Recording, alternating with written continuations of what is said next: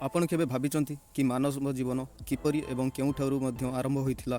Lucy ଫିସିଲ୍ ପ୍ରାୟ 40% ସମ୍ପୂର୍ଣ୍ଣ ହୋଇଥିଲା, ଯାହା ଗବେଷକମାନଙ୍କୁ ତାହାର ଗଠନ ଓ ଆକୃତିର ପୁନର୍ନିର୍ମାଣ କରିବାର ଅବସର ଦେଇଥିଲା।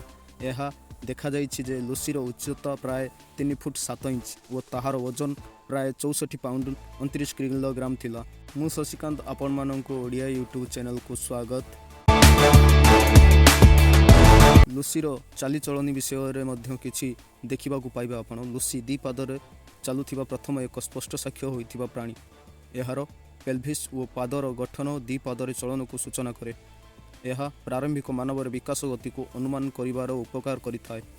ଲୁସିର ଆବିଷ୍କାରକର୍ତ୍ତା ମଧ୍ୟ ଡୋନାଲ୍ଡ ଜନସନ୍ ଓ ତାଙ୍କ ଦଳ ଲୁସି ଆବିଷ୍କାର କରିଥିଲେ।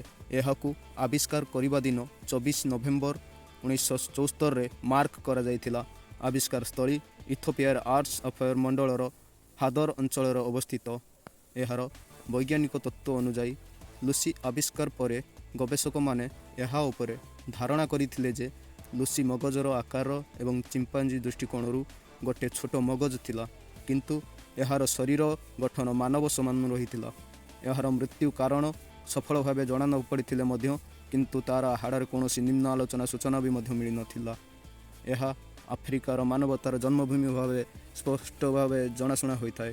ଲୁସି ଆବିଷ୍କାର ଦେଖାଦେଇଥାଏ ଯେ ମାନବ ଜନ୍ମ ଏବଂ ବିକାଶର ପ୍ରାରମ୍ଭ ଆଫ୍ରିକାରେ ମଧ୍ୟ ହୋଇଥିଲା। ଏହାର ଉଚ୍ଚତା ଅସ୍ଥି ରୂପରେ ଏକ ବୈଜ୍ଞାନିକ ସାକ୍ଷ୍ୟ ସର୍ବପ୍ରଥମ ତତ୍ତ୍ୱ ଦିଆଯାଇଛି। ଏହାର ଗବେଷଣା ପ୍ରାସଙ୍ଗିକତାଙ୍କ ସମୀକ୍ଷାରୁ ଜଣାପଡ଼ୁଛି ଯେ ଲୁସି ଫିସିଲ୍ ଆବିଷ୍କାର କରିବାର ଫିସିଲ୍ ଅଧ୍ୟୟନରେ ମୌଳିକ ସାକ୍ଷ୍ୟ ଦେଇଛି।